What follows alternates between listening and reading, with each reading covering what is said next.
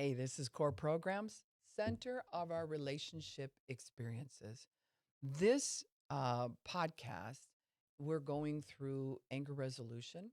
We've been doing that here for a little bit, and there'll be other subjects that are becoming. I just want to let you know we're going to be dealing with the subject of shame and what do we do with lonely and all kinds of things that are counseling.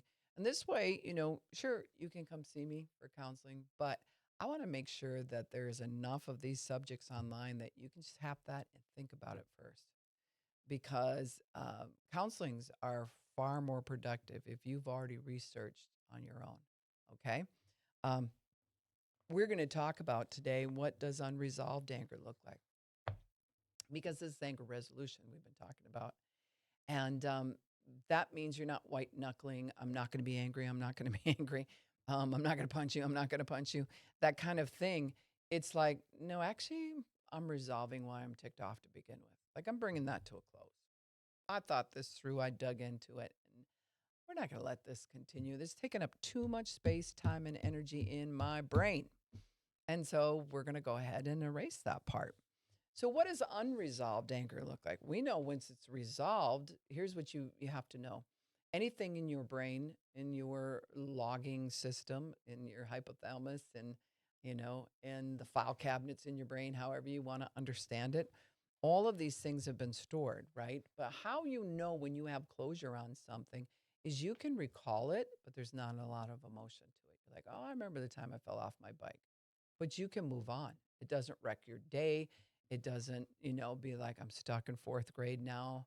I don't know what to do. I've relived the falling off my bike. This is hard. This is so hard. And then we relive it.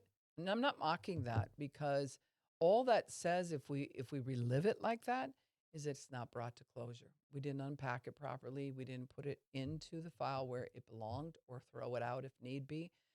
We didn't let go. There's a process to letting go. And it's not a command, stop your crying and let it go. And you're like, oh, thank you for saying that to me. I'll just let it go. It doesn't work that way. So, unresolved anger is that part that keeps replaying. You recall it, but then you also relive it. That's how you know when something's not brought to closure. And that's really hurtful. I mean, you lived this thing once already, and then to live it hundreds of more times just because we're unsure how to unpack it and put it away. That's part of what we want to heal here through this podcast. We want people to understand and sort themselves. So, if you understand that there's many things that have happened to your life, you can recall them, but they don't dictate your now. See, the past is the past, right? It was what it was. But what it was created what it is. And what it is cannot move on into the new thing of the future until you resolve what it was and what it is. So we unpack it in the what it is because you can't really go back and fix your past, but you can, it's being recalled constantly in your now. So you take your now and you start working through it. Like, is this really resolved inside of me? I thought I forgave. I thought, I unpacked this. Well, sometimes you're recalling something that is multifaceted. It has more than one thing that needed to be unpacked. And so you'll have unpacked one area and you think, got it. And then all of a sudden you'll be like, oh, whole nother area. I got to unpack this puppy. And I got to go revisit it again, knowing though that in my now faith is the substance of things hoped for. Hope is a joyful, confident expectation of something good. So I'm using right now with my decision maker, with my choice of will, with my faith, I'm saying now we're going to unpack this that happened then or is currently happening.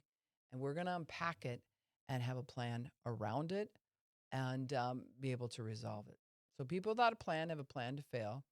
So when you start going through something that's been haunting you, that's another way we can look at it, or keeps reoccurring, well, then we got to look at it like I got to do whatever I got to do to get this to stop taking up too much time, space, and energy in my brain. And so now we're going to talk about what it looks like if it is unresolved. These are some characteristics because sometimes we'll say, No, I resolved that. Seriously, I unpacked it. I put it away. Well, you might have put away one of the socks, but the other one's still missing, right? And that's kind of how you have to look at it. So we're in the handbook on anger resolution, and um, in the future we'll be putting on these so you can download all this. But what are the characteristics? How do we know if we have unresolved anger? So, characteristic number one is when we continue to think about, meditate on the situation, and our emotions become agitated and negative. I had a dream last night and it was like a flashback. And now I'm so angry about this thing all over again that happened to me when I was in fourth grade when they told me I was stupid. I'm so tired of people calling me stupid. Okay, that was fourth grade. Now it may have happened in between that, but you are in the now. So your power spot is in the now. Your decision maker of what you're going to do when this file is open. So remind yourself of that. But you'll know if this thing is unresolved if, like, you relive it. Like, ugh, here we go again. This thing just never dies. It's kind of the feeling. Well, that's unresolved anger. And anger, remember, said, I'm not saying you have emotions that, um, you know, you have anger that's unresolved because you're just feeling something. Your brain actually needs permission to be moving on. And so your subconscious tries to solve problems 24 hours a day. I don't know if you knew that. Well, now you do, right? And so 24 hours a day, when you are sleeping, it's like a math problem that goes 2 plus 2 equals what all night long. And the only way you can resolve some of these things is you have to give it the information to bring that process to a close. Otherwise, you have an open math problem in your brain and your subconscious won't stop working on it. So this is where sometimes people they'll sleep 12 hours and they're still so exhausted. And the reason is their exhaustion comes out of, oh my goodness, I've been working on a problem all night. I slept hard, but your subconscious never sleeps. And so it's trying to do the 2 plus 2 equals what, right? And that's kind of how you wake up sometimes. You'll literally wake up feeling like what in your head.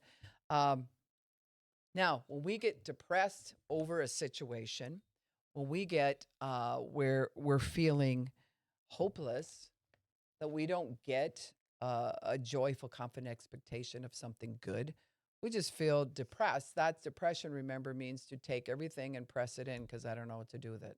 Oh, here's some more stuff happening, just like happened before. Don't know what to do with it. Didn't know what to do with it the first time. Press it in. That'll cause depression. And we'll start getting hopeless about it. When you get hopeless, you also get cynical. I mean, it's kind of like, well, for try anyway. Yeah, well, who cares what happens to me? We're really angry, but underneath, we're so hurt and so hopeless. So these are the kind of things that start coming out. When we're restless about a situation, number three, it's stirring in us. We're seething. There's just like you're pacing, you're looking in the fridge and you close the door and you look in the cupboards and you close the door. Half hour later, you come back looking for a new thing. You already looked, but somehow there's going to be this new thing that's going to satisfy you. And you can do that 2, 3 times. You're seething over something. You're restless. Number four is when we go to sleep without dealing with the situation. The Bible makes it really clear, do not go to sleep on your anger. Now, you can say to your partner or to your kids or whatever, it's late at night. We're not going to deal with this tonight, but I choose grace for everybody involved. I love you guys or whatever, but we are going to talk about this in the morning, right? And then you've released it. You found a way to settle that next step. But don't just turn your backs toward your partner or whatever and pull the covers over and just be like, I don't want to talk about this. Well, when that happens, you have unresolved anger. And the Bible makes it clear that Diablos is what it actually calls the devil at that point. We'll make sure that he shows up. Some type of demonic presence shows up. And I don't say that to scare you. I say that to give you a reality check because isn't it crazy how you'll be laying there and it'll go from a mad about the laundry or something like that to all of a sudden That other person's sleeping and you're laying there. I don't even know if he ever loved you. Goes through your head. I think he never did. I think that, he's still in love with that other girl. Remember the time and da da da. And it'll keep doing that because Diablos has showed up to solidify this anger so that you're in sin. Rather than saying, I am really angry about this. I do want something to stop because remember, that's what anger is there for. I want something to stop. And I definitely don't want to be enraged where I'm hurting him or he's hurting me or whatever your situation is. And I feel really restless about this, but I'm just going to choose to forgive and just believe God that tomorrow morning when we get up, we can address this situation and it won't be so heated and you release it. That's bringing resolve. You're never going to solve everything before you go to bed at night. In fact, that's the craziest thing. People wait till right before they go to bed. It's almost like you have a captured audience, right? With your spouse, you're like, you ain't going anywhere. It's bedtime. We're going to unleash. No, that's the worst time to talk about it. Now your rest is not good. Find a different way to get with that person before you ever go to sleep. Number 5 is when we spew bitter envy, when the words we say flow with bitter emotions. You're not better, you're bitter. And there's this underlying tone that comes out. You can feel it. It almost feels like you ate something bitter. Your look and everything will just get like, whatever. It's like there's a bitter ointment to it. There's a bitter way of feeling. That's another one. Number 6 is when we feel revengeful or spiteful. Like, you know what? I'm going to get back at that. If they say that, I'm going to say this. I tell you what, I'm not putting up this next time. It's going to be like blah, blah, blah, blah, blah. Right? And you start planning for things that you're going to say that will hurt the other person or that will help you to win on the subject.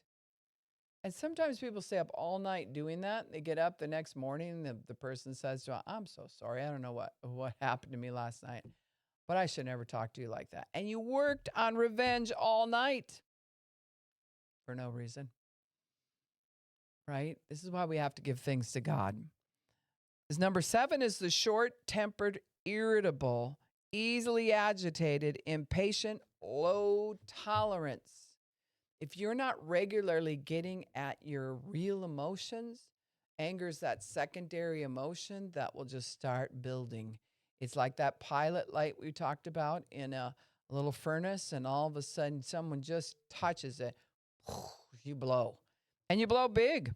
And, it's just short-tempered regarding everything, irritable, easily agitated, impatient. No, you don't have any patience for anything because that annoyance is inside of you and it's taken up too much space, time, and energy. And it's like, come on, get out of my way.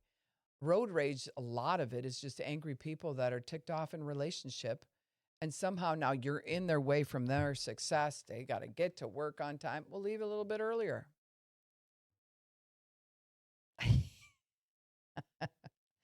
Just giving a suggestion.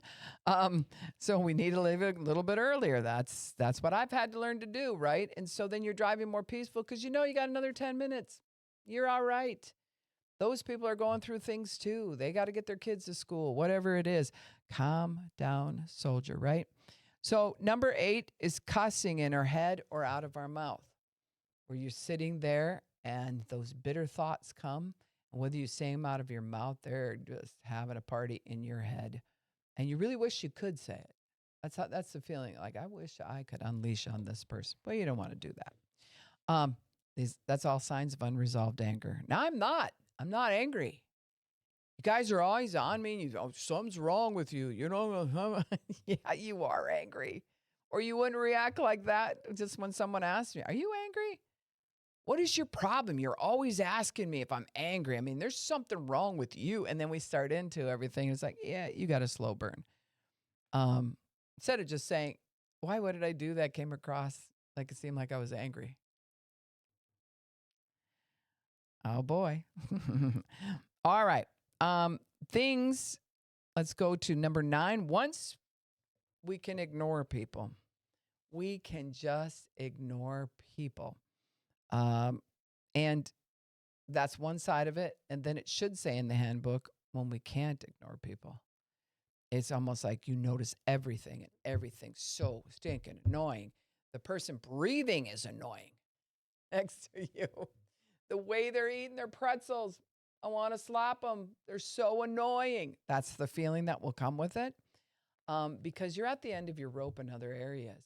And it's really not the pretzel. You know, you're not solving world peace there. What's the real irritation?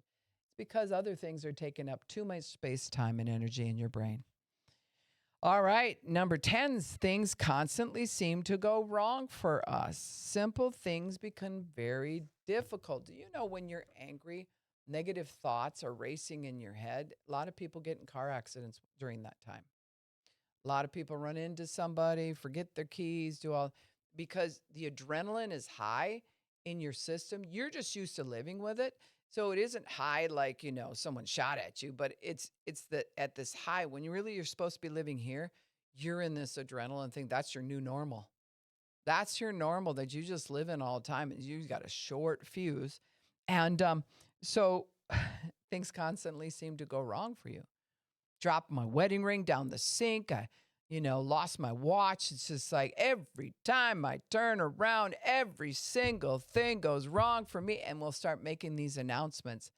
There's an anger problem that runs far deeper than your ring down the sink, right? We'll get disgusted with our kids, our family members, or whatever at a level of disgust that's really not needed. But it's because we're angry. We're wanting something else to stop, and so we're going to let them have it. And it's uncalled for. So another sign of unresolved anger um, is Monday all week. And what that basically means is things don't come as easy. Our mind is not on what we're doing. And sometimes we'll even have memory problems. We're like, oh, I can't think of that guy's name. And we're instantly irritated. Like, oh, everything's so hard. And because you're carrying this heavy load of agitation and there's no resolving it. And you've actually lost hope on the resolve part. Another one is stubbornness and rebellion. I like to say rebel lion because Jesus is the lion of the tribe of Judah. He's the tribe of praise. He's the tribe of peace. And he is the Prince of Peace. And so rebel lion is completely opposite. Whatever happened before, we're not going to let it happen to us again. By golly, I'm going to put up all kinds of fortresses around me emotionally, and I ain't letting anybody in, and I'm just going to have that bitter ointment coming off of me, and things aren't going to work right for me. I don't expect them to work right for me, so get out of my way. You're always in my way. I'm trying to be by myself, right? And at the same time, we become very stubborn. Someone points something out, oh, it's never us, because we're not taking on more responsibility than what's going on already inside of us. We don't have space for it because there's other things taking up too much space, time, and energy. So our processor is just aggravated. Number 13, spiritually, there's very little intimacy. You're not in the Word of God. You're not pressing into God because, after all, God should see how mad you are and how hurt you are. And he's just not doing anything about it. I mean, what is his problem? You have unresolved anger. God doesn't have unresolved anger. He hasn't moved. We moved. I'm letting that set just for a little bit. We're the ones who moved. And we get stubborn about it when it requires something of us. All right. Number 13 is spiritually, there's very little. Oh, that's one we read. There is very little intimacy. Devotions become dry, all those different things. Now, number 14 is memories of a person or situation give us an emotional surge, a burst of negative emotions. So you were doing fine, you thought, just tooling around, and all of a sudden, that person pulls up next to you at the stoplight, and you look, and it's that person, and you get this surge. Or someone says something that reminds your body and your brain of things that were said when you were young that were really hurtful, and you get it'll just woof through you. I can't believe they're here. I can't, and it's just big. It came out of not a slow build. It was just like a surge. You have unresolved anger. Distrust is number 15. Your approach toward a person starts with negative conclusions. Oh yeah, I know what they're doing already. That's how they are at work. They just run you over before they even talk to you. And he's always wanted my job, and that person over here, this and that, And we'll come up with the things that we think those other people, the intents of their heart. We're like judging their heart. And maybe they have poor behaviors like that, but you still can't judge their heart. We can judge their fruit. The Bible says to do that, but we can't judge a person's heart.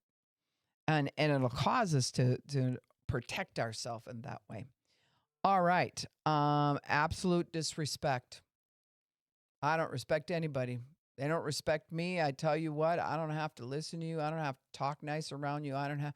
Who do you think you are anyway? There's that disrespect.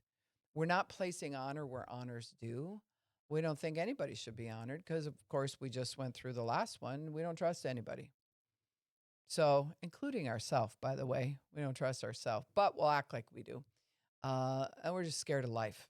It's a fear thing. Another one is a big one for a lot of people, most people, our addictions flare. You don't have to be a heroin addict, but you can eat a half a pan of chocolate cake. Your addictions flare. Your nervousness, your twisting of your hair, your snapping your gum, you're just not at peace.